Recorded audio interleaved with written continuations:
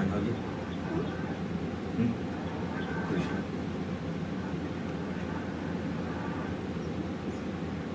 I think we'll get started, inshallah. I'm using the mic so that when I mumble, the people in the back can hear me as well.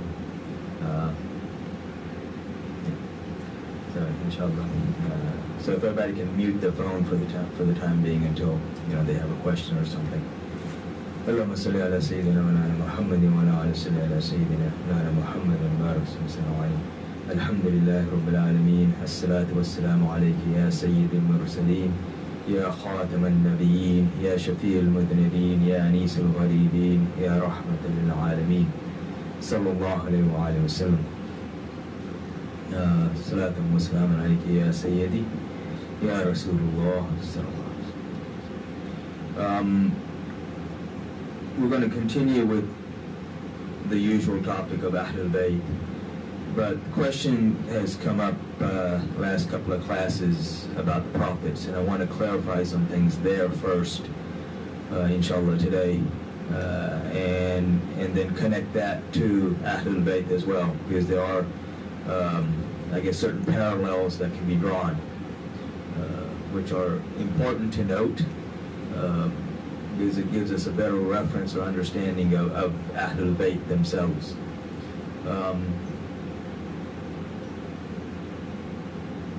Prophet, or the definition of prophet, in Islam is different than what the common person outside thinks. Here, pretty much anyone who prophesies something, which basically means foretells something that's going to happen, automatically becomes labeled as a prophet. Nabi is the one who brings the news, and the news that he brings is the news of the unseen. Allah subhanahu wa ta'ala, all of the prophets Islamically are sent by Allah. They are His representatives, and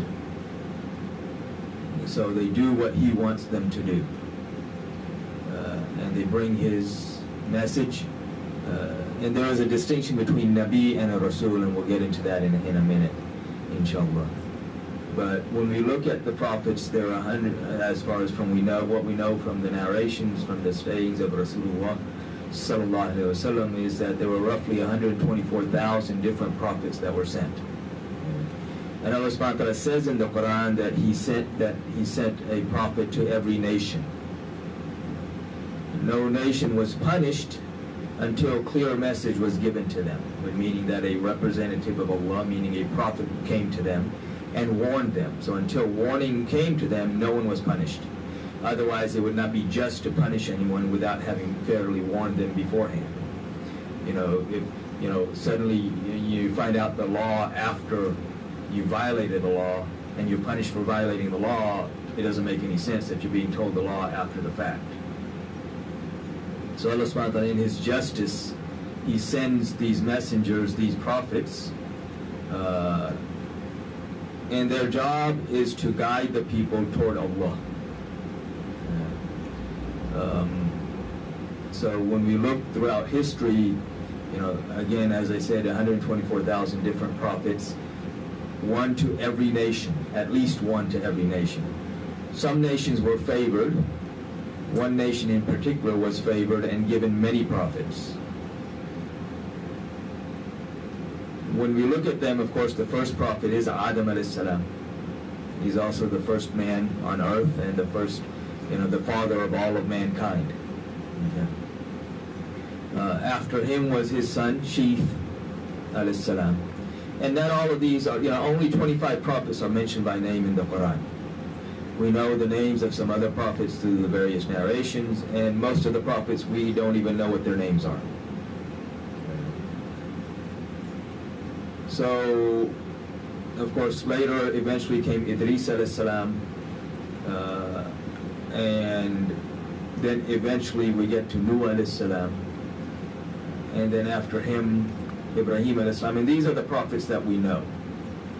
So again, there may have been prophets in between that we don't know. And as mankind expanded, you're getting various prophets being sent to various nations. Ibrahim al-Islam is significant in that all of the what you would call or what claim to be monotheistic religions have a connection with him. And he is, Allah subhanahu wa ta'ala says, Millat Ibrahim, the way of Ibrahim al-Islam, which is followed by all of the prophets. And he, of course, is the father of Ismail al-Islam and Ishaq al-Islam. Ishaq al-Islam's son is Yaqub al-Islam. Yaqub al-Islam's nickname, or one of his names, is Israel, which is where we get Bani Israel. So the children of Israel. Because Yaqub al-Islam had 12 sons. And from each one of them, we get the various 12 tribes or 12 clans among the Jews. So this is why Bani Israel, you have 12 major groupings there. Allah subhanahu wa ta'ala, of course, favored Ibrahim alayhi salam, but he also favored the progeny of Ibrahim alayhi salam. And so, as I said, you have Yaqub alayhi salam, and then from Yaqub alayhi salam we know one of the major sons that everyone should know is Yusuf alayhi salam. And another one who's mentioned by name in the Quran is Benjamin. So these prophets, Allah subhanahu wa ta'ala sent them to Bani Israel, and then, and he sends eventually, Musa alayhi salam, who also is sent to Bani Israel, along with Harun alayhi salam, the older brother of Musa alayhi salam. Who's again, these are all prophets. Dawood alayhi salam, Sulaiman alayhi salam. Allah subhanahu wa ta'ala sent prophet after prophet to Bani Israel because he favored them, because of their lineage, because of whose progeny they are. You have some of them who obeyed these prophets, but then you have many of them who did not. And even this is mentioned in their books, about them violating the Sabbath and doing all of these things against their prophets, to the extent that even in their books it's mentioned that Musa al-Islam made dua against them because they would not obey. They continuously rebelled. He leaves for a few days and they start worshiping the calf.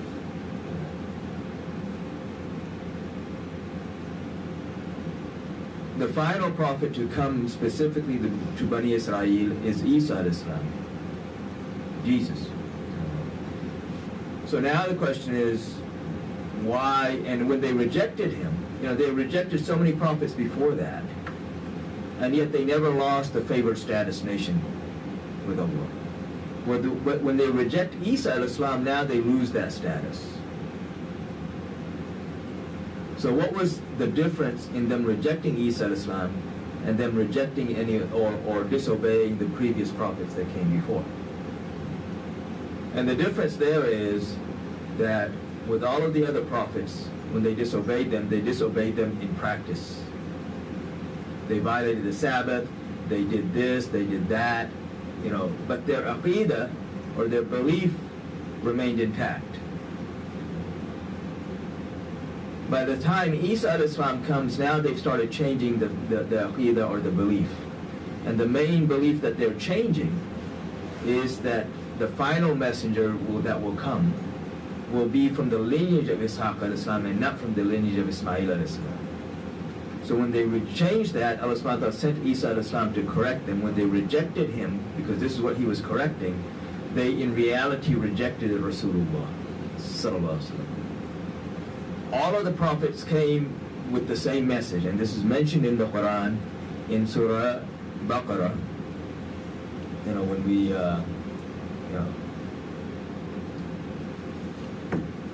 the last part of Surah Baqarah.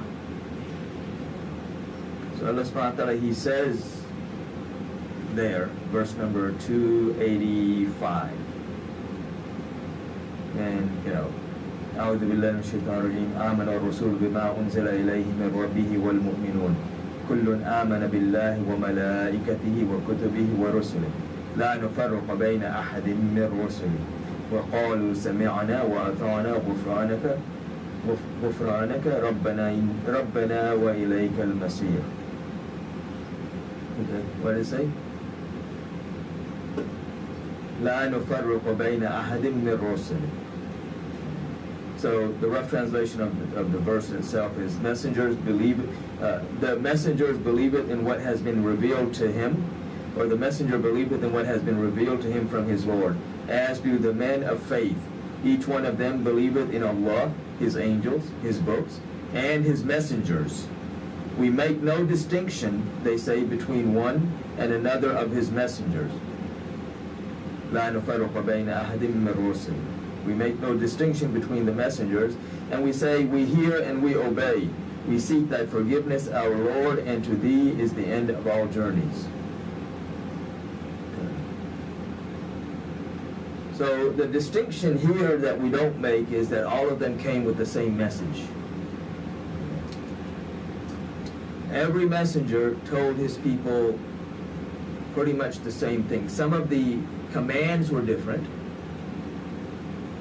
but as far as, the overall message, it was the same.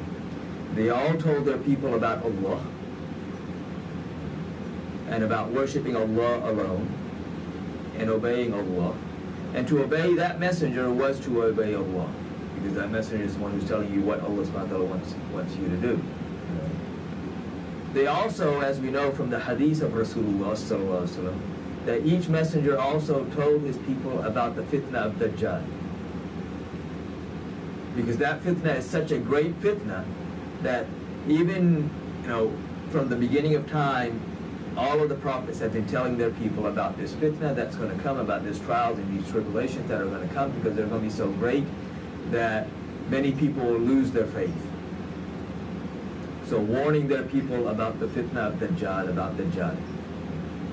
But the one that we tend to forget, which is also mentioned in the Quran, is that every messenger told their people about the coming of Rasulullah sallallahu alaihi wasallam. And they took an oath from their people about the coming of Rasulullah sallallahu alaihi wasallam. So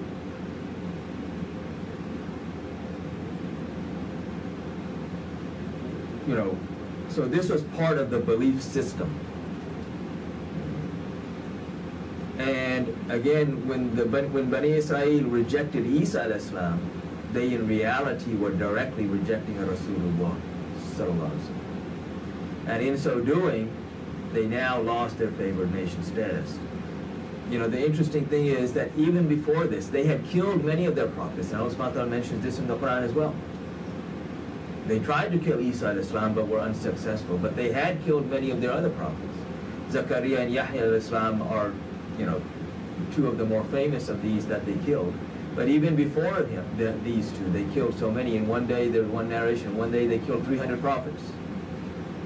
Even then, because of their connection to Ibrahim alayhi salam, Allah subhanahu wa ta'ala continued that favored nation status and sent them more messengers and more prophets. Until the reason that all prophets to Israel of Bani Israel? So the question is there any reason why all the prophets came to Bani Israel? Well, first off, not all the prophets came to Bani Israel. Most of the ones that are mentioned in the Quran, yes, they came to Bani Israel. But, like Yunus alayhi salam, so he's not sent to Bani Israel. So he's one of those that's mentioned by name who's not a prophet of Bani Israel. Directly sent to Bani Israel or for all? No. The only, it's asking, were they directly sent to Bani Israel or to all? The only messenger who is the universal messenger to all people is Rasulullah sallallahu alaihi wasallam. All the other prophets were sent to their specific people. So, even with Musa alayhi salam. Now, of course, I'm not from Bani Israel. If I was back then, not from Bani Israel, you know, if I met Musa al-Islam, yes, I would, and he told me something, I would obey him. And I would believe in him as a messenger. But the same restrictions as far as following and believing in him that apply to Bani Israel would not apply to me. However, again, if he gave me an order, I would be duty bound to obey that order. Even though so he sent, like even with the people of Fir'aun, they aren't from Bani Israel. Musa al-Islam is specifically for Bani Israel. However, Allah subhanahu wa ta'ala sends him to Fir'aun to tell Fir'aun to worship Allah, but also to tell Fir'aun to let Bani Israel go, to release them.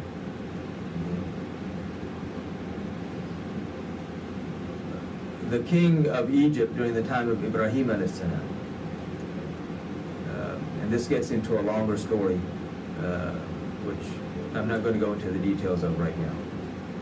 But Ibrahim al-Islam passed through Egypt, Misr. The king or the pharaoh of that time, was a non-believer. Eventually, Ibrahim al-Islam gives him dawah. He accepts the dawah. Ibrahim al-Islam then leaves.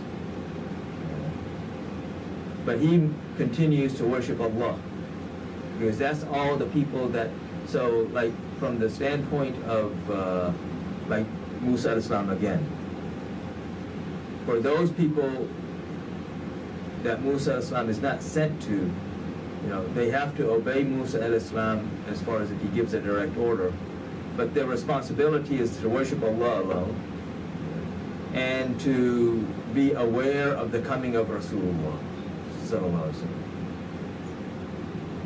Bani Israel's responsibility towards Musa al-Islam were far wider than that. You have prophets, again, Allah subhanahu wa ta'ala did not punish any nation until a warner was sent to them. So like you have Ad and Thamud. Again, these are not Bani Israel. For, Thamud, Allah subhanahu wa ta'ala sent Salih al-Islam, and before that, to Ad, Allah subhanahu wa ta'ala sent Hud al-Islam. These are ancient Arab civilizations. They aren't from Bani Israel. So again, these are prophets that are mentioned by name in the Quran that are not prophets for Bani Israel. But again, because of Bani Israel's connection to Ibrahim al-Islam, Nisbah has meaning. These connections, they have meaning, and Allah subhanahu wa ta'ala honors these connections. And so in honoring that connection to Ibrahim al-Islam, Allah subhanahu wa ta'ala, gives Bani Israel this status, and he gives them so many prophets. So he gives them opportunity after opportunity after opportunity to do the right thing. And a few of them did, and many of them did not.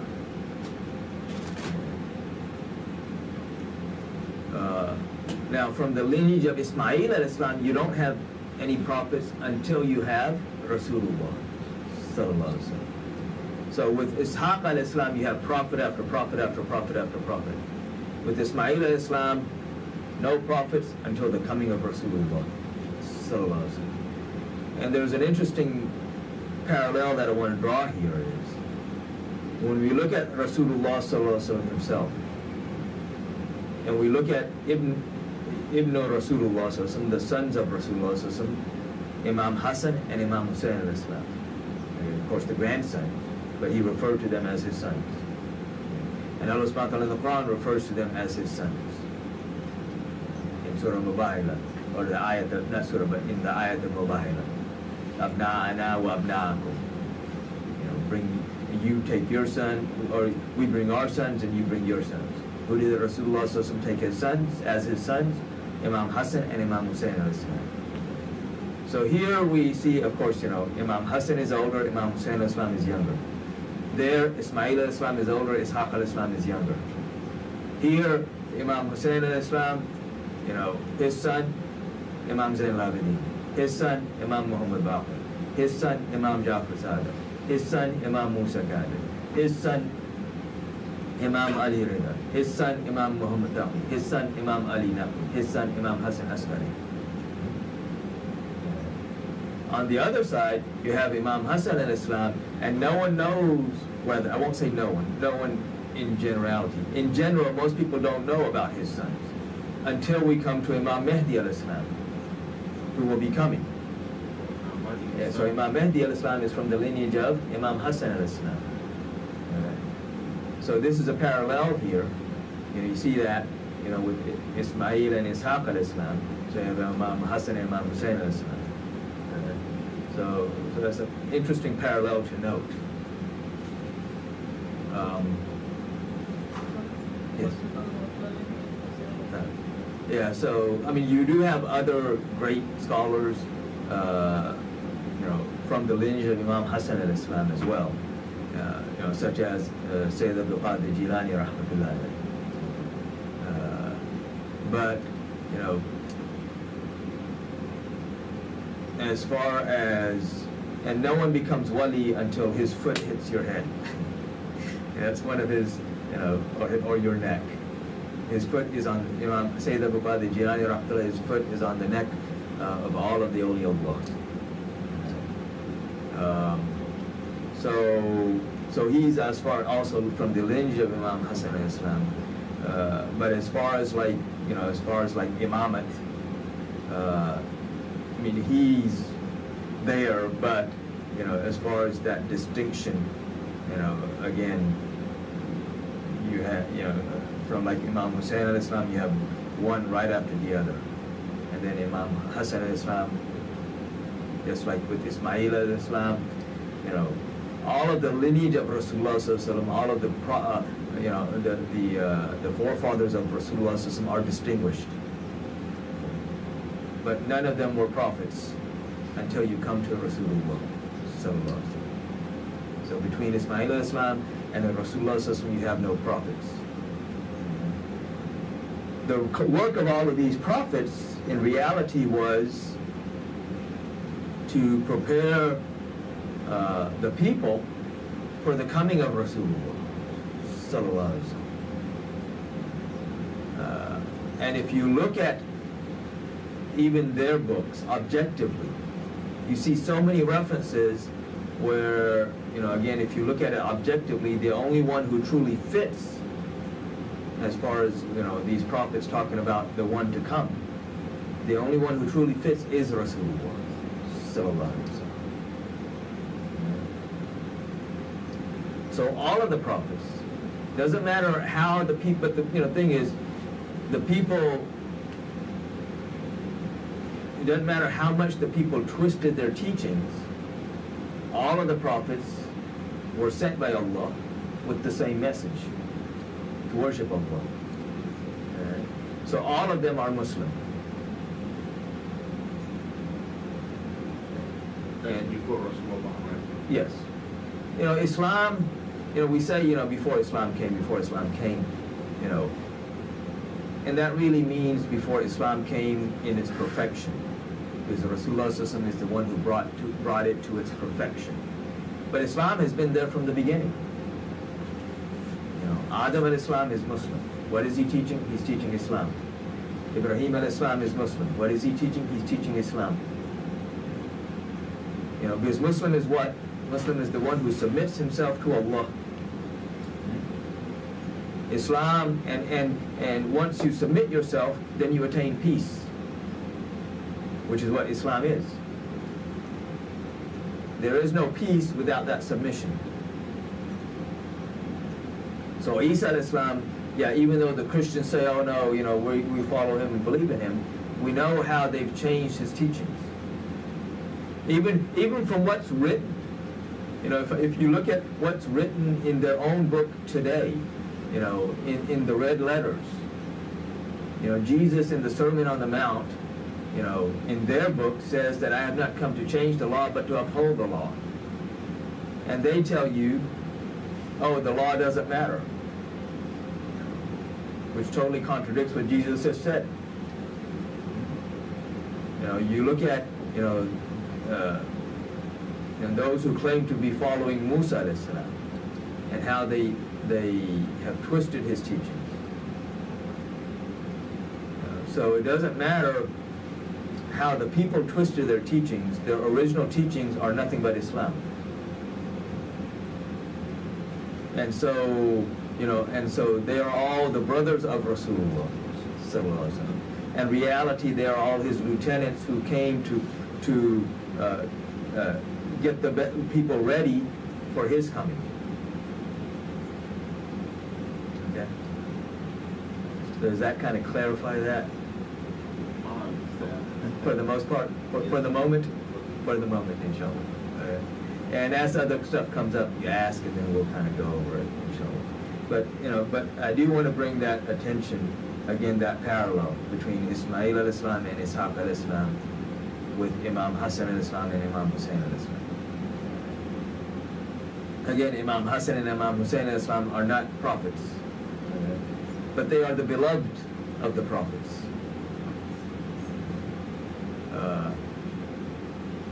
Imam Mahdi is from Imam Hassan al-Islam, yes. Actually, Imam Mahdi al-Islam's father will be, his father's name, Imam Mahdi al-Islam's actual name will be Muhammad. His father's actual name will be Abdullah. And he will be, again, from the lineage of Imam Hassan al-Islam. His mother will be from the lineage of Imam Hussein al-Islam. So there will be a connection to both, but father's lineage will be from Imam Hassan. Like we look at Imam Zain al-Abidin. He's the son of Imam Hussein al-Islam. So his father is Imam Hussein al-Islam. But his mother, not his mother, Imam Muhammad Baqir. We look at Imam Muhammad Baqir. Imam Muhammad Baqir's father is Imam Zain al-Abidin, who is the son of Imam Hussein al-Islam. His mother is Fatima bint Hassan. They were cousins, yes. So Imam Zain al-Abidin's wife, or one of his wives, was the daughter of Imam Hassan. And from that union, we have Imam Muhammad Baqir, who is amongst the teachers of Imam Abu Hanifa and the teachers of Imam Malik, and the teachers of many, many scholars. On the other side, we have like Imam Abdullah Ma'ad. Abdullah Mez means pure, because Imam Abdullah's Mez's father was Imam Hassan Musanna, whose father is Imam Hassan. His mother is Fatima bint Hussein. But he's not names, you see many Fatimas. So Fatima bint Hussein. So Imam Abdullah Mez, his father is from the lineage of Imam Hassan, or the son of Imam Hassan. His mother is the daughter of Imam Hussein al-Islam. Also, they were cousins.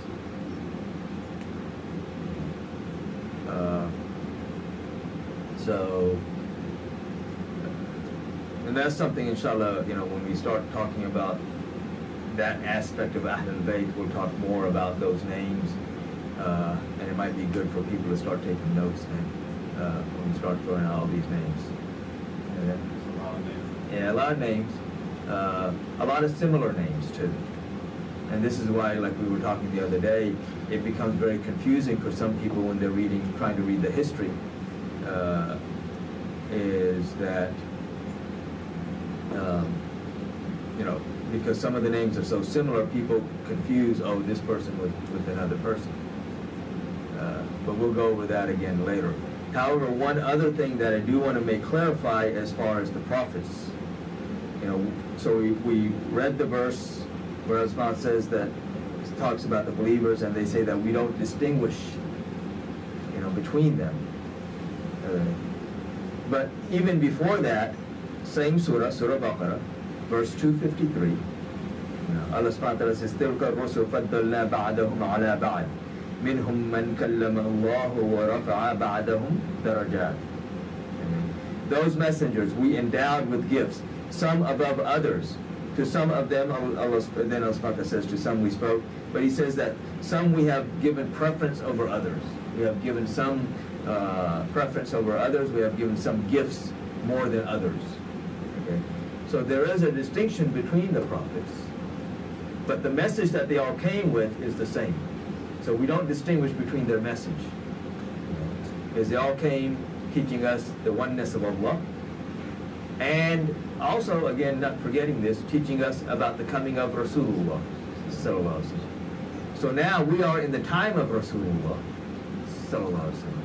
So we have no excuse to ignore that. They didn't have an excuse either, but we definitely have no excuse. And so Allah subhanahu wa ta'ala says in this verse that He has preferred or raised some above others. So we know that the greatest of prophets after Rasulullah is Ibrahim alayhi salam. And then after him is Musa alayhi salam. And then after him, most people say Isa alayhi salam. And then after that, then you get more into dispute as to who's who. But yes. Yes. So in reality, Jews and Muslims, they can be cousins, right? Yes. So in reality, he's asking in reality between Jews and Muslims. In reality, the descendants of Ismail Islam, who are Quraysh and Bani Israel, are truly cousins. In reality. Because they all come from Israel and Islam. Yes, yes. So they are cousins. However, you have one group now that is disobeying the prophets, and not only disobeying but denying the prophets, and then you have the other group who says, no, we follow the prophets. Well, nowadays, more likely become politics. Yes, a lot of politics in that. And people these days also, if you look at many people, their religion is politics. And so whichever way the political leaders shift them is the way that they move. And the political leaders are going to do what's good for themselves. But coming back to the point here, as far as the distinction between the prophets, we know, and all of them also told their people, that the greatest of all of the prophets, the master and the leader of all the prophets, is Rasulullah sallallahu alaihi wasallam.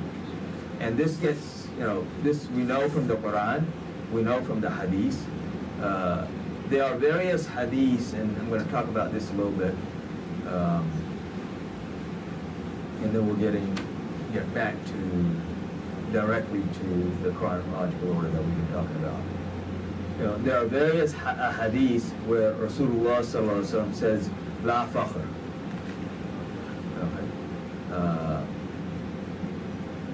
which means that there's no pride. That's not what it means, though. Not when the Rasulullah sallallahu alaihi wasallam is saying it. Okay. So one of the more famous narrations is where he says that I have been made the master or the Sayyid or the leader of the prophets. But there is no pride in this for me. There's la fakhr. Okay? So some people, they try to translate this as to, he's saying don't boast. That there's no boast in this for me.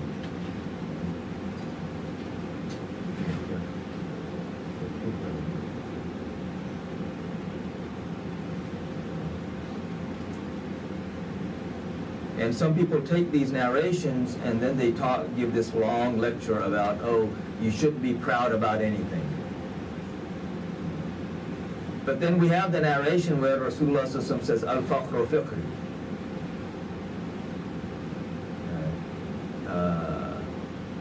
And I'll get into what that means in a second.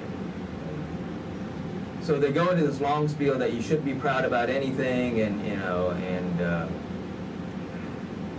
yeah, we should be humble all the time, but there are things that we should be proud of. You should be proud about your status. The status Allah subhanahu wa ta'ala has given us, we should be proud about that. What is our status? Our status is that we are the followers of Rasulullah sallallahu alaihi wasallam. We are the believers, and we should be proud about being the lovers of Rasulullah sallallahu alaihi wasallam. If we're not proud that we are Muslim, then what good is our Islam?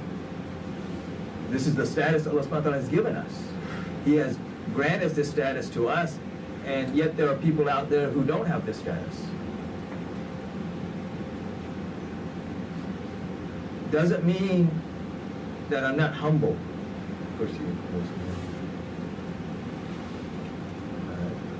Humility is different with it.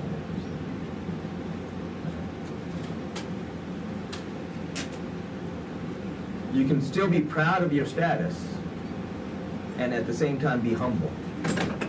Arrogance is a very different thing.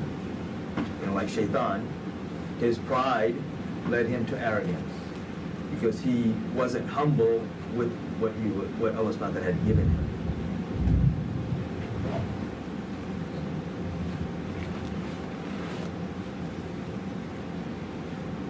So again, we should be proud of our status. Rasulullah is telling us that Allah subhanahu wa ta'ala has made him, the master, the leader of the prophets, and yet there's no pride in it for him. This is not his level of pride. What he's telling us is, for him this is not a level of pride, but This is the pride and the fakhr of the prophets, that Allah subhanahu wa ta'ala has given them a leader like him. Sallallahu alaihi wasallam. Rasulullah's status is even far above this. I mean, this is it's sort of like, simple example of this is like, when somebody graduates from high school, right? Father's all proud, oh, my son graduated from high school.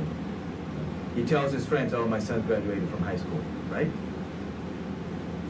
Son continues with his education, gets a bachelor's degree. Now that same father is telling everybody, oh, my son, he's got a bachelor's degree in whatever, in engineering. Right? And these days in some communities, unless you're an engineer or an MD, you're nothing. That's stuff. But just different mindset. So now he graduates from engineering, and now that father, he's not mentioning the high school diploma anymore. Why not? Because he's beyond that. Now he's telling her, oh, see, my son, he's got a bachelor's degree. Now that same son, he continues with his education. He gets a master's degree. Well, now the father isn't talking about the bachelor's degree anymore. Now he's talking about the master's degree. Right? Same thing if he gets to a PhD, he's not going to talk about the master's degree or the bachelor's degree. He's going to be talking about, oh, see, my son, he's PhD. And if he invents something, goes even beyond that and does something else, again, all of these things that came before it, yeah, they're still there, but you don't need to mention them. So Rasulullah's status, which we can never know, is even far above this. So it's a source of pride for the prophets that they are given a leader like him, sallallahu alaihi wasallam. But for him, this isn't his status. His status is even beyond this. So this is what the La Fakhr hadith mean. Is, because then he says al-fakhru fakhri, that my pride is in my fakhr. Fakhr here is my reliance on Allah, on his connection to Allah. That is what his pride is. And even that we have no comprehension of.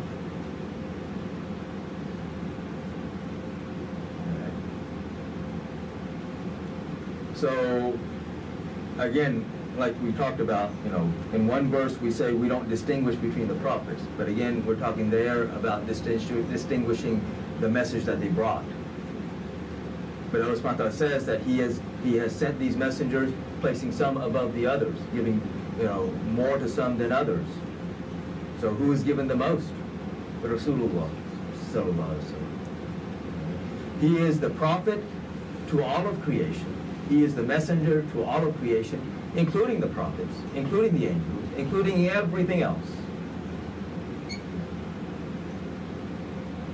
And this is why, when we look at things that are associated with him, everything is global. And not just global, everything in reality is universal. Whereas with the other prophets, everything was local. Okay? So, I think we kind of touched base here. I'm sure there'll be more questions later on, and we'll cover those, as they come up. But again, I'm going to reiterate this point again.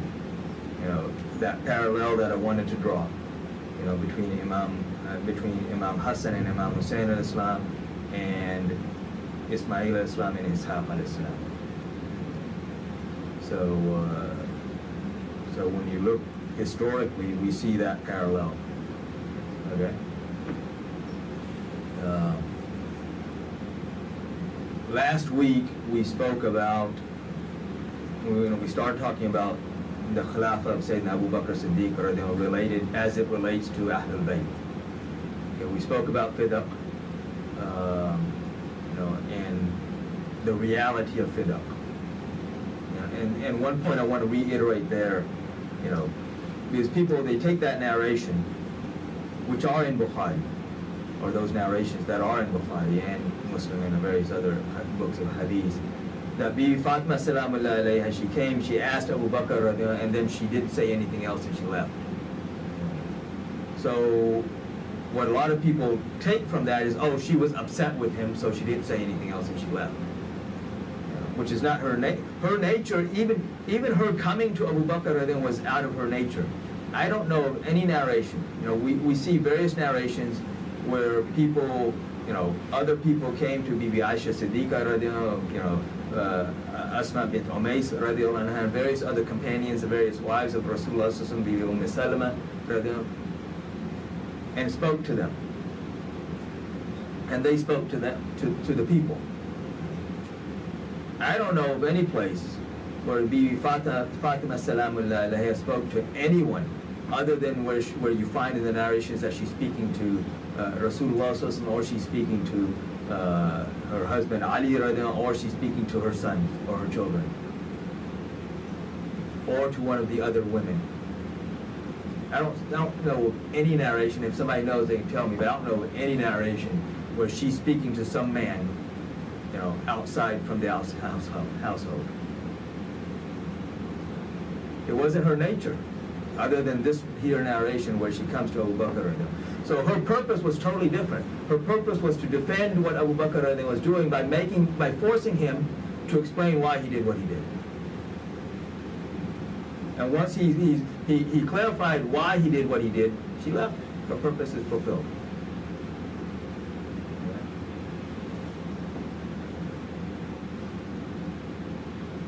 But coming back to her, the Rasulullah sallallahu alaihi wasallam, he passed the Rabiul Awwal, right? And he says to Bibi Fatima Salamullah alayha, which we know through the narration of Bibi Aisha Siddiqa radiallahu anha, that he says to her that she will be the first to join him from the household, at which she started smiling. She became overjoyed with happiness when he says this to her. 6 months later, in the month of Ramadan, is when she passes.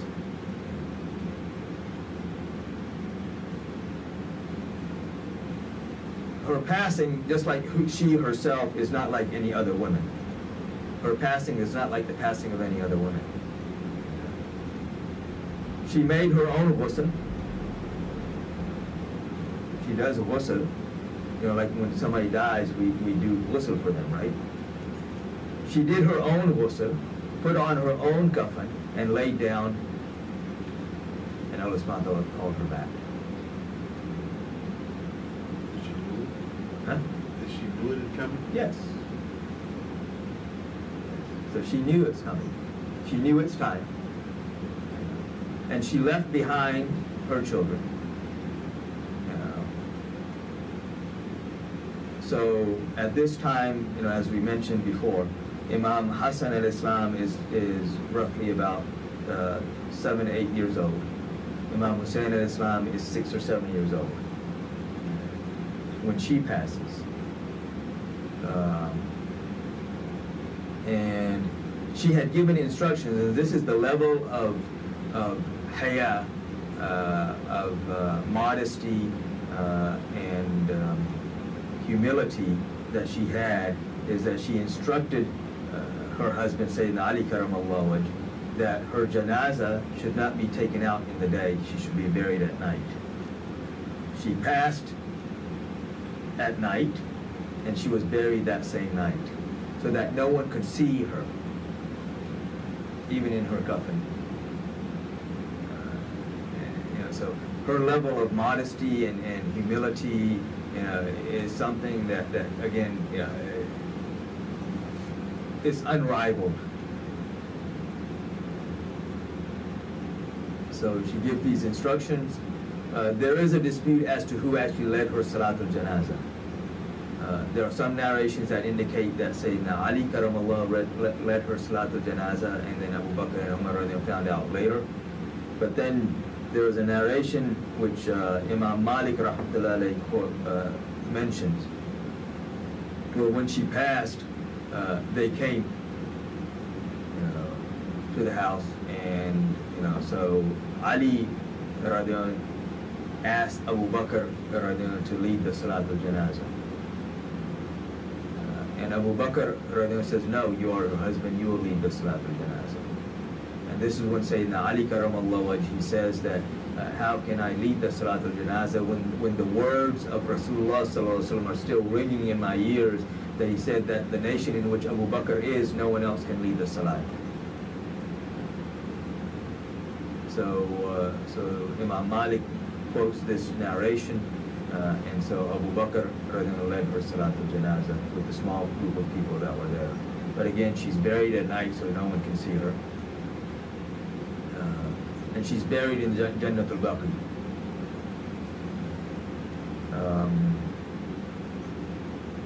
And now, there are various members of the household that are buried alongside with her, including her son Imam Hassan alayhi salam, Imam Jafar Sadiq, and Imam Abu Bakr, and some of these others that are also buried there with her in Jannatul Baqi. And it's still, the cemetery is still there. The cemetery is still there. And for those who know, they know where what is. Unfortunately, all of these places were marked, which is not the unfortunate part. The unfortunate part is that, when the Najdis took over, they bulldozed Jannatul Baqi. So all of those markings, like even Sayyidina Uthman, he had a large maqbara built there. Everything was bulldozed. What they did, build a building? There was a building there where Uthman was buried. They bulldozed everything. And their claim is, so they take the narration where when Rasulullah sallallahu alaihi wasallam, he sent Ali to Yemen. And one of the orders that he gives to Ali is to flatten the graves there. What they don't tell you is, whose graves was he flattening? The graves that he's flattening were not the graves of the believers. He sent to Yemen to go give them dawah. The Yemenis were famous for having these huge mausoleums. The Rasulullah said to flatten them. These were not Muslims' graves. So they bring this issue, and then they say, oh, see, this is why all the graves should be flattened. So they flattened everything, and nothing should be marked. However, if you go now, there are, and even like in 2003 when I went, and there are people who actually have maps who can tell you where what is, or who's buried where. But in 2003 when I went, when I entered Jannatul Baqi, there was a group, and they looked like they were either from Turkey or that somewhere in that area. And this old man, he must have been like in his 80s at that time. He was leading these people around, and he's telling everybody, okay, so and so's grave is here, so and so's grave here. I didn't know the language that he's speaking, but I knew the names. So I followed them around,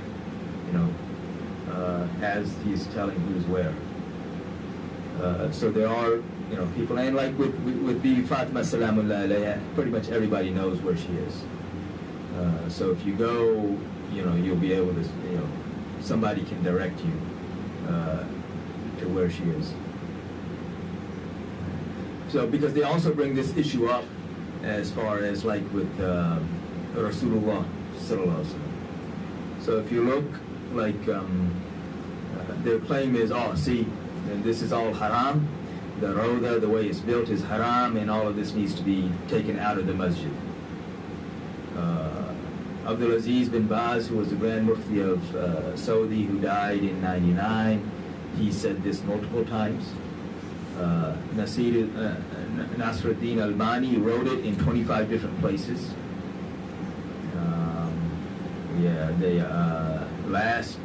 The current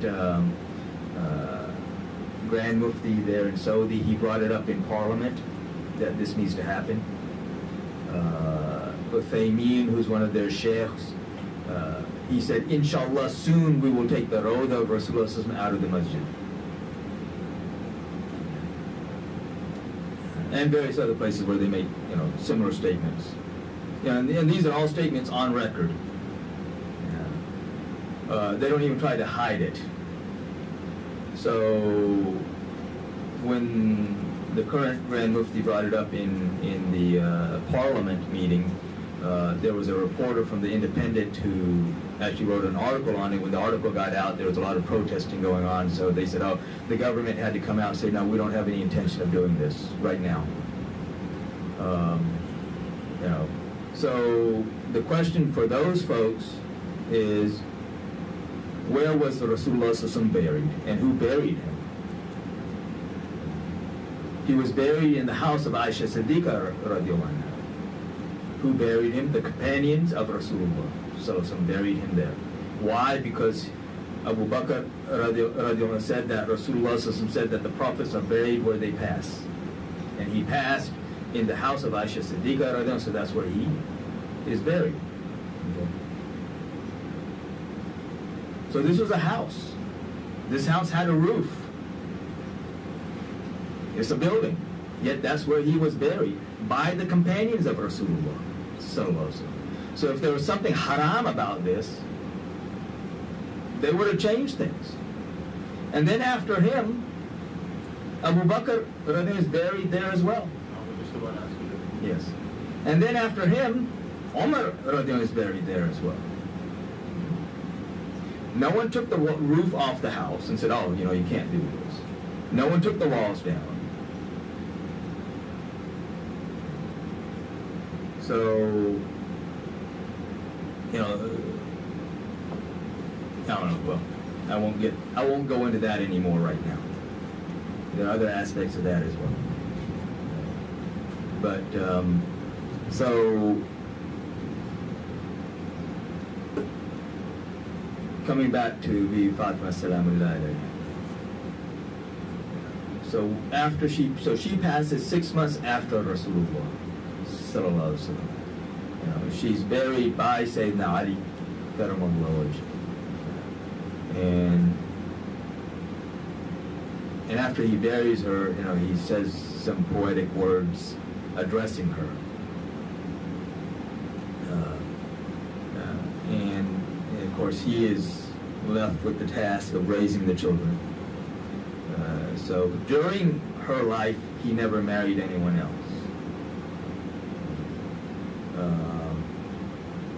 Just like with Rasulullah sallallahu alaihi wasallam, during the life of Khadija al-Kubra, Rasulullah sallallahu alaihi wasallam never married anyone else.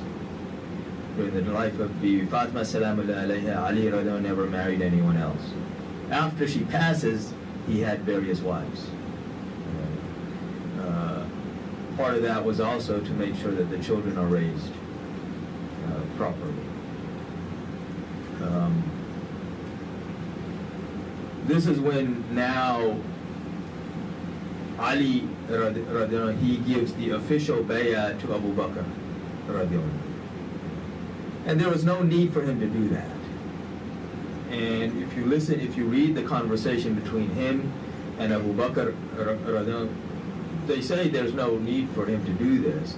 However, the issue becomes that you have hypocrites, and hypocrisy has been there from almost the beginning.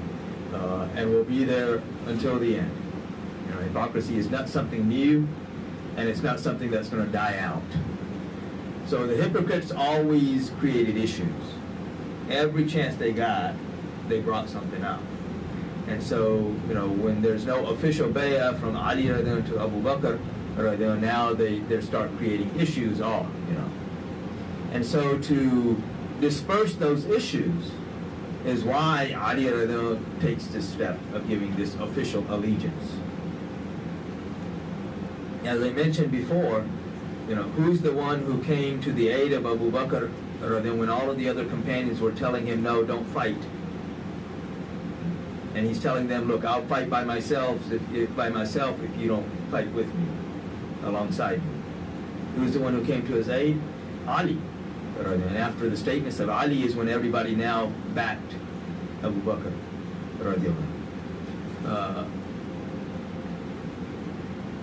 Also along this same time, and this is an important point to note that I will mention later on, because the Shia try to use something, not from this, but this becomes the answer to something that the Shia say later about Umar radiallahu anhu. Or this is part of the answer. There's another part that we'll mention later on.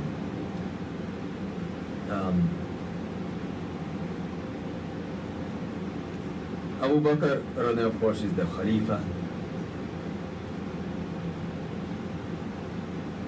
You still have amongst those who entered Islam very late,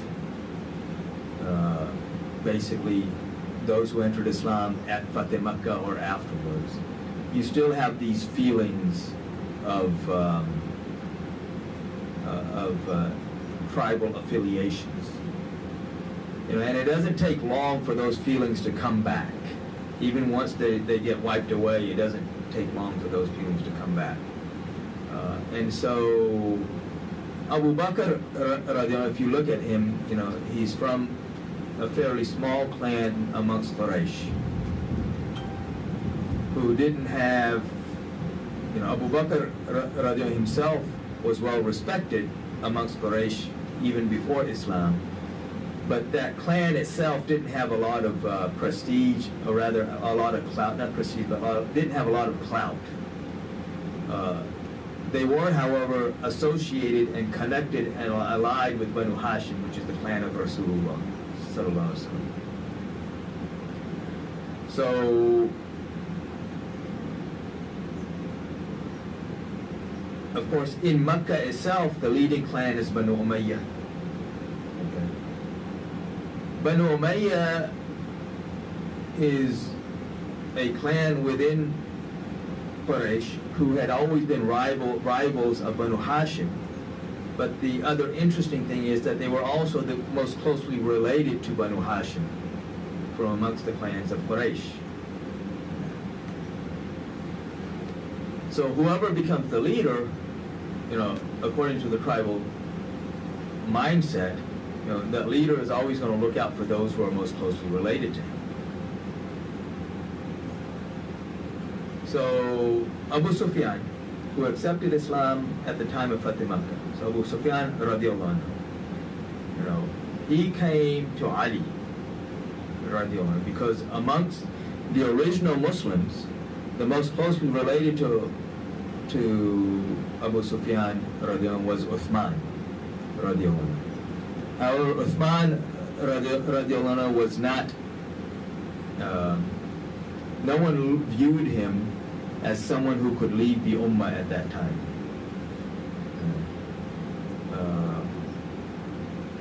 But a lot of people viewed Ali radiallahu anhu with this mindset. Because there were some even from amongst the Ansar who did not give bay'ah to Abu Bakr radiallahu anhu. But it's very clear from their attitudes and their approach that if Ali radiallahu anhu had been the Khalifa, they would have given bay'ah to him. And I won't take names, because this gets into a very touchy subject, which I'm going to take my time with, because if you don't understand the background to all of this, then people start criticizing the companions, cursing the companions, and all of these other things, which are very inappropriate attitudes. So, again, there's this mindset that is still prevalent amongst those who have just become Muslim within the past year or two. So Abu Sufyan, he comes to Ali, because Ali would be, if he was the leader, he would be the most closely related to Abu Sufyan. Or Abu Sufyan would be the most closely related from amongst those in Makkah and from Quraysh. So he comes to Ali, and he says to Ali, he says, these people have made this old man the leader, and you should be the leader. And if you tell me, I will fill Jurf. Jurf was that field, huge field right outside of Medina Munawwara. He said, I will fill that with an army, and we will make you the leader. Ali's response is, he says, you have no understanding. He says, we were like the, like a broom, the old style brooms with the straw brooms. He says, we were like a broom whose rope that ties it has broken, and everyone was dispersed. It is Abu Bakr who has brought us back together. So Ali disperses this and says, no. Abu Bakr is the leader, and he will remain the leader.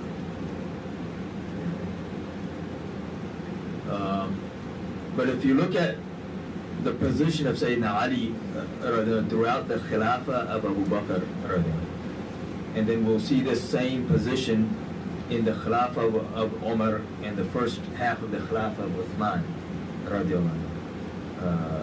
The difference is that during the Khilafah of Abu Bakr, there is no official position of Chief Justice.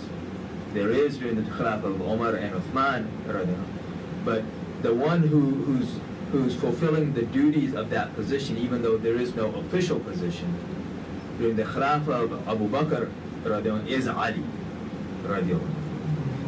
Any issues where you need, judgment, and this also goes back to when Rasulullah sallallahu alaihi wasallam, he sent Ali to Yemen. And when he's sending him to Yemen, if you remember when we talked about this, Ali, he says, Ya Rasulullah, Rasulullah says, I'm sending you as a judge, as a qadi.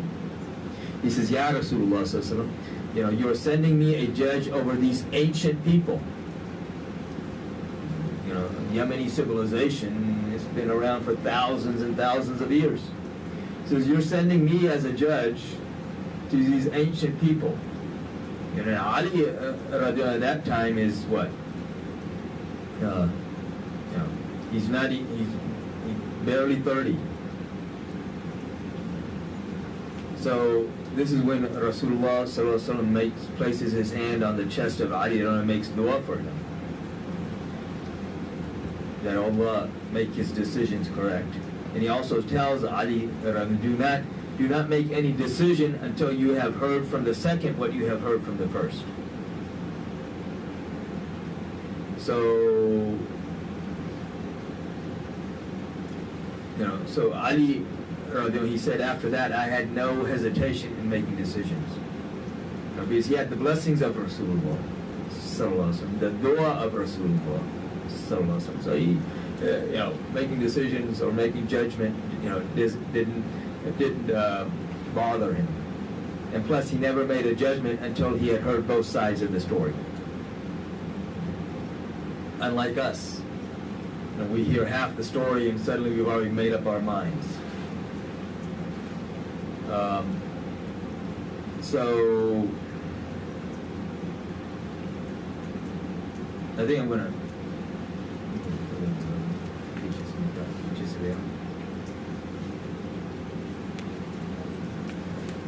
go the picture American behind.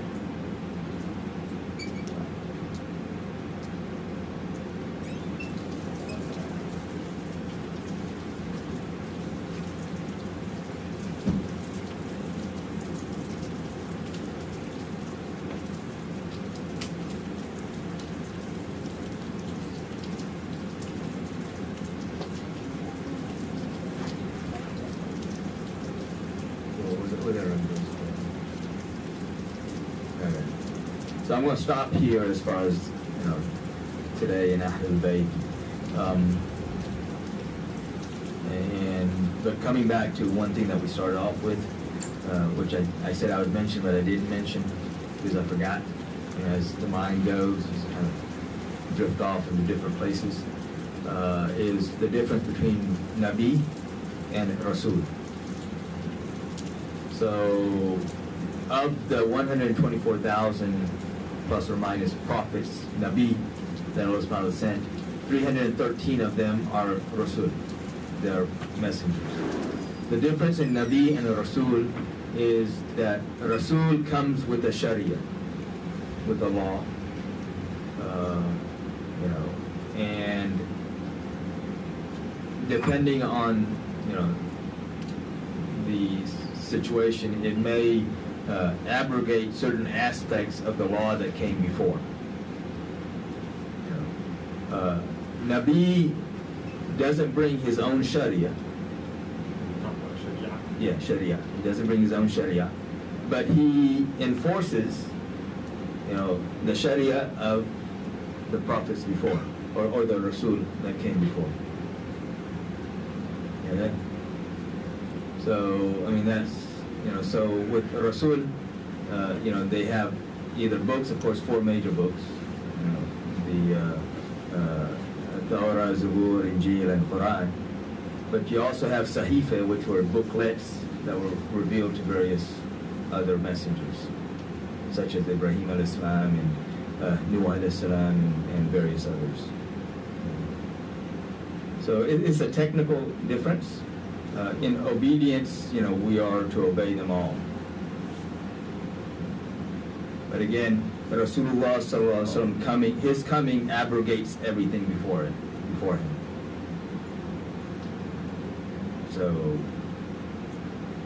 So he's it. And in accepting him, we have accepted all of those who came before him.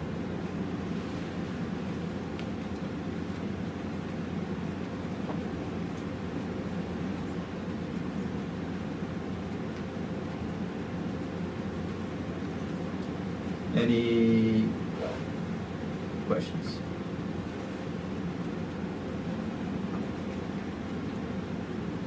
I have one question. That's the one with,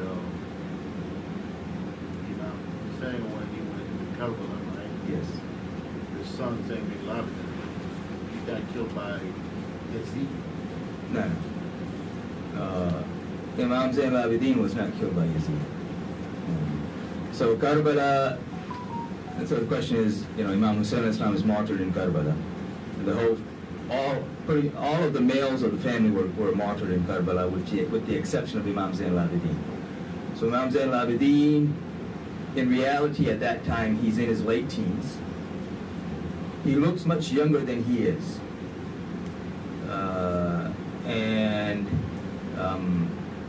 But he was also very sick. So he had very high fever, could barely stand. And this is why he did take part in the fighting. And Imam Hussein al-Islam stopped him even though he wanted to go. Because he had other things that he needed to do, that Allah wanted him to do. They wanted to kill him afterwards. Of course, the will of Allah controls everything. And so eventually when they make their way to Kufa, from Kufa to Damascus, they're imprisoned there for a while, eventually released, and he comes back to Medina Munawwara, where he's there for until he's martyred. But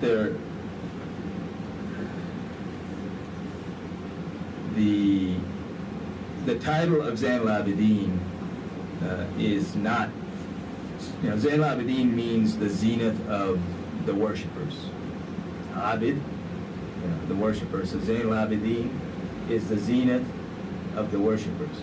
This is not a title that the people gave him. This is a title that Rasulullah sallallahu alaihi wasallam mentioned of him, even though he was not born. And the narration is or the hadith is that Rasulullah sallallahu alaihi wasallam is sitting in the masjid, and Jabir ibn Abdullah radiallahu anhu is sitting with him. And Imam Hussein al-Islam, who at that time is maybe 3 or 4 years old, he comes into the masjid and comes and he lays his blessed head on the blessed thigh of Rasulullah sallallahu alaihi wasallam. And Rasulullah sallallahu alaihi wasallam, he looks at him and then he says to Jabir, or he says, "Oh Jabir, this son of mine will have a son. And on the day of judgment, an angel will come forward and say, "Oh Sayyid al-Abidin, come forward." Sayyid al-Abidin, so from Sayyid al-Abidin, Zayn al-Abidin. So master, leader of all of those of the Abid, the zenith, the pinnacle of the Abid. So Sayyid al-Abidin come forward, and so he will come forward and take with him a multitude to paradise. And then he says, don't stop here, he says, then, and that son will have a son, whose name will be on my name, meaning whose name will be Muhammad. And he says to Jabir, he says, "Oh Jabir, you will meet him. And when you meet him, give him my salam." The meeting is mentioned in Sahih Muslim. And there in the narration, or the hadith in Sahih Muslim, Jabir radiallahu anhu gave him a very long life. And so he lost his physical sight, but he continued to give dars, or lessons in the masjid of Rasulullah sallallahu alaihi wasallam. So one day he hears these footsteps coming, and he says to the people, he says that, "I hear the footsteps of Rasulullah sallallahu alaihi wasallam coming." Again, this is mentioned in the hadith in Sahih Muslim. He says, "I hear the footsteps of Rasulullah sallallahu alaihi wasallam coming." And so when he came, Imam Muhammad Baqir, he comes and he sits down, and or Jabir radiallahu anhu, he asks him, he says, "What is your name?" You can't see him physically, but he knows. You can't see, but you know. You have this sense of what's going on, especially Allah subhanahu wa ta'ala, when he takes one sense from you, he heightens the other senses. So Jabir, he asked him, he says, "What is your name?" He says, "Muhammad." So he says, "Muhammad what?" "Muhammad who?" He says, "Muhammad bin Ali." Because the name of Imam Zayn al-Abidin is Ali. Zayn al-Abidin is his title. So this part's not mentioned in the hadith in Sahih Muslim, but it's mentioned in the Shara, in other places. Jabir radiallahu, he takes him, he comes close to him and holds him, and he smells him. He says, "I smell the fragrance of Rasulullah sallallahu alaihi wasallam coming from him." Rasulullah sallallahu alaihi wasallam, the companions didn't have to ask where was he. They could just smell the fragrance. They just followed the fragrance. They knew where he was. Which is interesting, because even the donkey of Rasulullah sallallahu alaihi wasallam, Ya'fur, when Rasulullah sallallahu alaihi wasallam gave him an order to go and call somebody, he didn't have to ask, "Where are they?"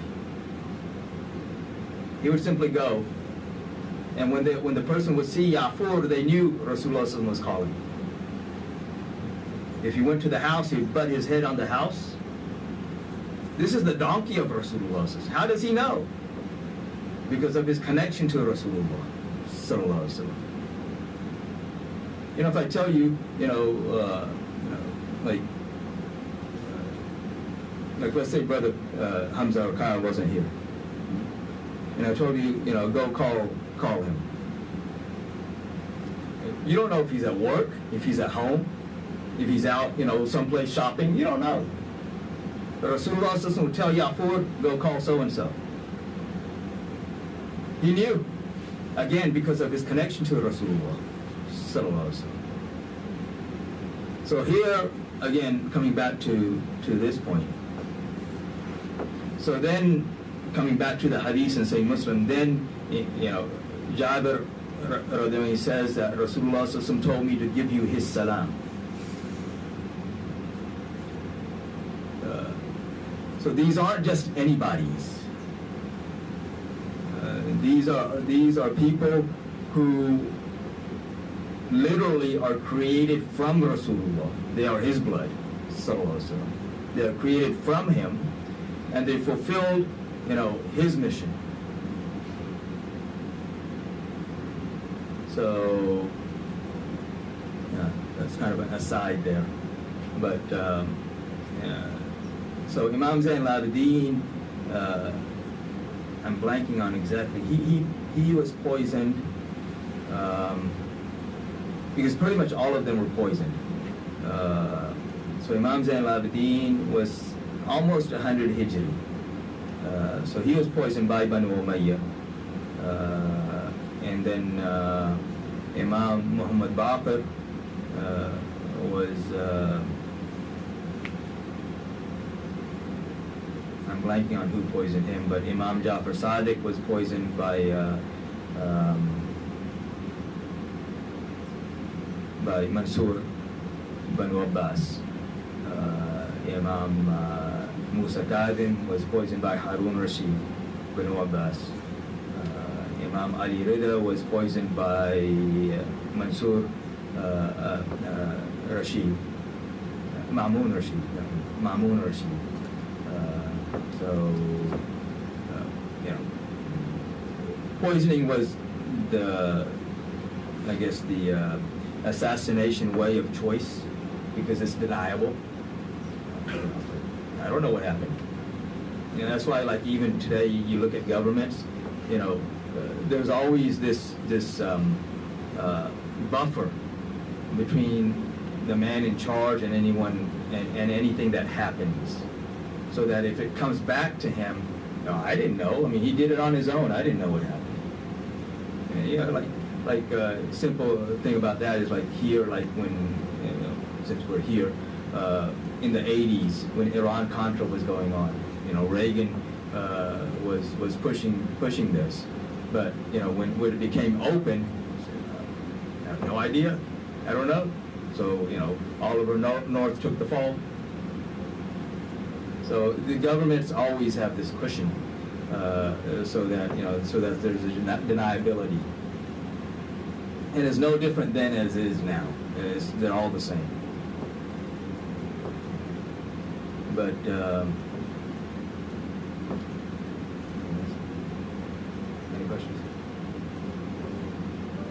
How you were saying about how they bulldoze graves? Yes. So, why do people still? Why do they love Those folks? Yeah. Well, it's like in 91, in 1991, the grave of the mother of Rasulullah, which is in Abwa. If you remember, she passed on her way, she took Rasulullah to Yathrib, what was then Yathrib. People don't think why she's going there.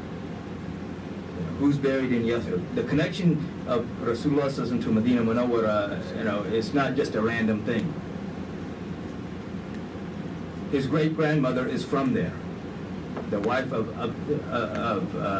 Hashim, of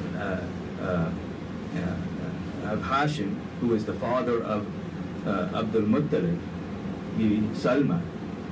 She's from Banu Najjar, from Medina.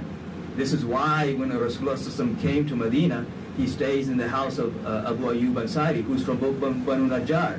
Abu Ayyub was the most closely related to Rasulullah from Medina, which is interesting because his camel goes and stops exactly at that door. That's why this is where she stopped. So she and Hazrat Abdul Muttalib was born in Medina.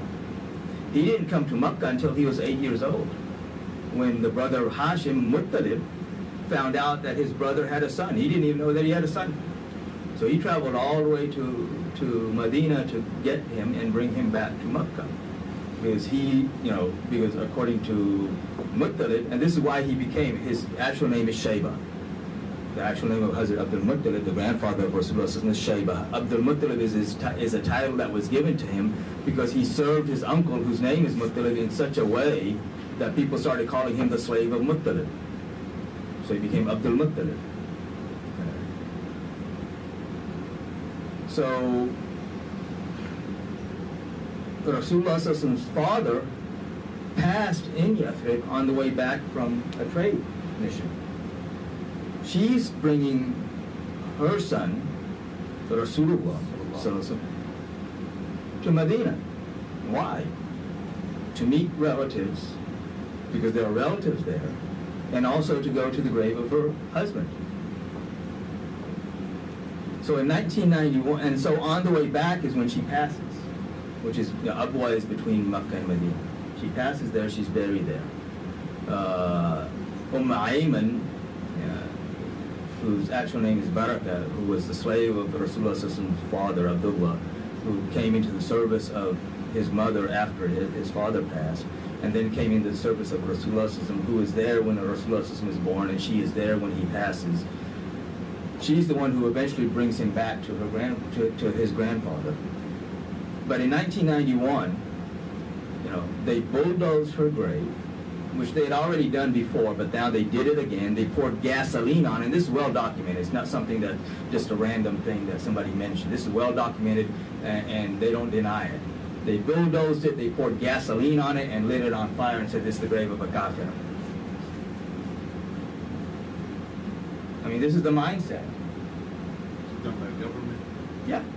Well, not by the government, by the government stooges under the government's protection.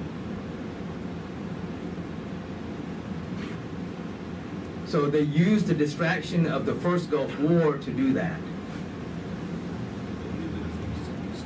Well, not an excuse, but a distraction, because everybody's looking over here, and this is what governments do. Again, governments, it's a magic act. It's an illusion. Keep you looking over here while they rip you off or do something over here. So whenever something's on the news as a big deal, the question you need to ask yourself is, what are they doing behind the scenes? This is a distraction. What's going on behind that, on the other side? And you look at that, this is a constant thing that's going on. And it doesn't matter what government you're talking about. Yeah, it's global. Yes. So your question is, why do people still love them? This gets back to what Rasulullah said about Sayyidina Ali karamallahu wajh, that only a hypocrite will hate you and only a believer will love you. And yet you still have people that hate him.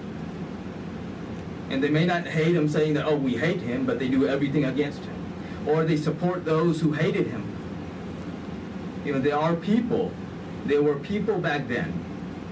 Like there's a narrator of hadith, his name is Ulay. Ulay is not even a name. His actual name was Ali. During the time of Banu Umayyah, someone asked his father the name of his son. He started to say Ali, and in the middle of the statement he says Ulay, because he knew if he said Ali, they would kill him. Not just kill him, the father, they would kill the boy too. Simply because his name is Ali. And if you read in the books of Rijal, which are the books where, the Muhaddiseen have collected, these people's names and their backgrounds, there's one whose name is Ulay. And they give you that background. This is why his name is Ulay. So so-and-so heard from Ulay. Again, Ulay is not even a name. Right? But, he stopped midstream as he's saying it and had to twist it. You have, various people that were killed. And again, these are well documented. And when I say various people, I'm talking about companions of Rasulullah who were killed for not cursing Ali. And these aren't things that are mentioned in the books of history. These are things that are mentioned in the books of hadith. And this is why knowing Ahlul Bayt and loving Ahlul Bayt is so important. And when we love Ahlul Bayt, then that automatically brings us to the love of Abu Bakr and Umar and the companions of Rasulullah, because they are the greatest defenders of the Sahaba.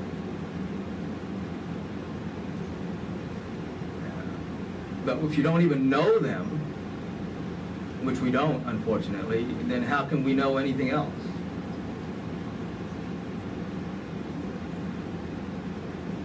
But yeah, I mean, that gets back to that question. Why did Shaitan disobey Allah? I mean, think about this. Shaitan knows. He's there roaming with the angels. There wasn't like somebody today can say, well, I don't know if that's really what Rasulullah said or not. Right? Somebody say that. Well, I don't know if that's really the meaning of the Quran or not. Somebody can argue that today. Not that it's a valid argument, but somebody could argue that. The order, he knows where the order is coming from. He knows this is the order of Allah. He doesn't dispute that. And yet what does he say? No. And then he says, Ana khayrun min. I am better than him. And then he reasons it. خَلَقْتَنِي مِن نَارٍ وَخَلَقْتَهُ مِن طِينٍ. That you created me from fire and you created him from clay. So not only does he disobey the order, he becomes arrogant about disobeying the order. Even though he knows the order is directly from Allah, there's no doubt as to who's giving the order. But the bigger thing here that people don't realize is we disobey Allah every day. We're not kicked out like Shaitan was kicked out. What's the difference in our disobedience? And we become arrogant too. And yet still, we have that door of repentance open for us. Shaitan never made tawbah. Yes. But why? And that's the point that I'm getting to is, we disobey, so Shaitan never made tawbah. And yet the door of repentance is open for us. Shaitan never made tawbah. He didn't even try. Yes. Yeah, he never tried. But why did Allah, even making tawbah, like when we sin, and when we make tawbah, this is the fadl of Allah. Right? This is what Allah subhanahu wa ta'ala has, our making tawbah is because Allah subhanahu wa ta'ala has allowed us to make tawbah. We shouldn't forget that. Yet Allah subhanahu wa ta'ala does not allow Shaitan to make tawbah. What is the difference in his disobedience and our disobedience? Allah subhanahu wa ta'ala mentions this in Surah Hujurat. There is a certain sin that if you commit it, the door for tawbah is closed. For shirk, the door of tawbah remains open until you die. If you die on shirk, there is no forgiveness. But there is a sin that the door of tawbah, the repentance, becomes closed. So now, once you cross that line, there is no coming back. And what is the sin? Surah Hujurat, right at the beginning. And Allah subhanahu wa ta'ala starts the surah off, both two verses of the first two verses of the surah start off with Ya ayyuhalladhina amanu. O you who believe. Allah subhanahu wa ta'ala doesn't address anyone else. He's not addressing the Jews, he's not addressing the Christians, he's not addressing mankind in general. He says, Ya ayyuhalladhina amanu. La tuqaddimu bayna yaday Allahi wa rasuli wattaqullah. Inna Allah samiyun alim. Inna Allah basirun. Inna Allah samiyun alim. Not basir. Inna Allah samiyun alim. O you who believe, do not go ahead of Allah and His Messenger. Sallallahu alaihi wasallam. تقدموا بين يدي الله ورسوله واتقوا, and fear Allah, have taqwa of Allah. And he defines taqwa in the third verse. He said, have taqwa of Allah. And Allah is hearing and knowing. He doesn't, so here he clearly explains to us right there that he's not talking about going ahead of them physically. Otherwise it would be basirun alim, seeing and knowing. He says hearing and knowing. Don't say anything or don't do anything that makes you think that you are, above the messenger or equal with the messenger or somewhere near the messenger. Sallallahu alaihi wasallam. But the next verse, Ya ayyuhalladhina amanu, la tarfa'u aswata fawqa sawti nabiyyin tajharu lahu. Ya ayyuhalladhina amanu, la question? يا أيها الذين آمنوا لا ترفعوا فوق صوت النبي ولا تجهروا له أستغفر اللهم صل على سيدنا محمد وعلى آله وصحبه ولا تجهروا له بالقول كجهر بعضكم لبعض أن تحبط أعمالكم وأنتم لا تشعرون.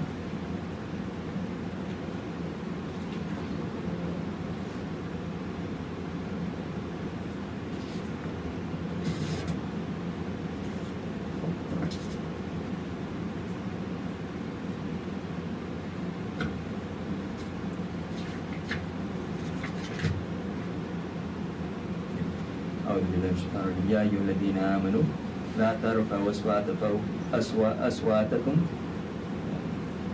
أصواتكم فوق صوت النبي ولا تجهروا له بالقول كجهر بعضكم لبعض أن تحبط أعمالكم وأنتم لا تشعرون.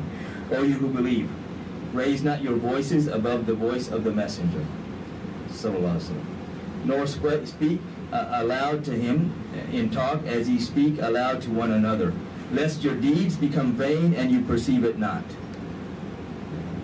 So don't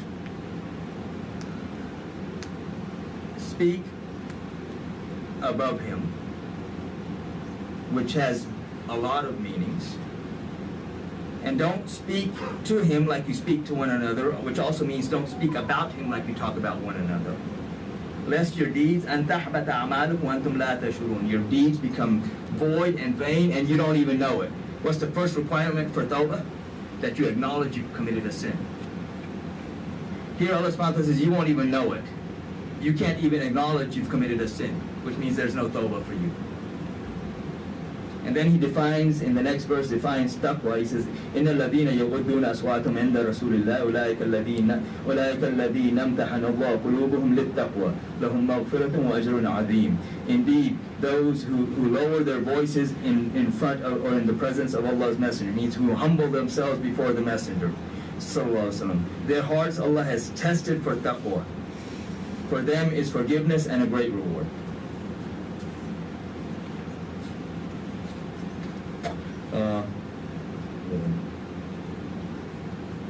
I've gone over today. Inshallah, we'll pick up with Ahlul Bayt again next week and kind of continue on. And some of these points that I'm making that I'm not going into detail right now is because there are other aspects of things that will come in later on where we will go into detail, inshallah. And as I said, especially when we're talking about certain things that deal with the companions and issues that people create between the companions and Ahlul Bayt, there I'm going to go into more details so that we don't get trapped into, of thinking bad about the companions of Rasulullah sallallahu alaihi wasallam. So inshallah, may Allah subhanahu wa ta'ala guide us and fill our hearts with His love and the love of His beloved Prophet Muhammad sallallahu alaihi wasallam, his family, his companions, and all those whom they love. Wa akhiru da'wana alhamdulillahi rabbil alameen. Wa alaikum assalam wa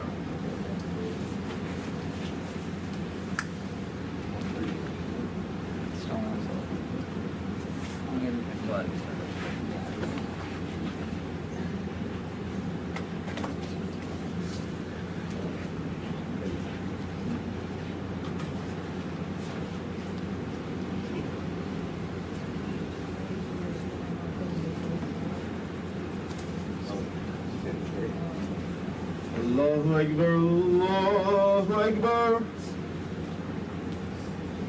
Allahu Akbar, Allahu Akbar. Ashhadu an la ilaha illallah.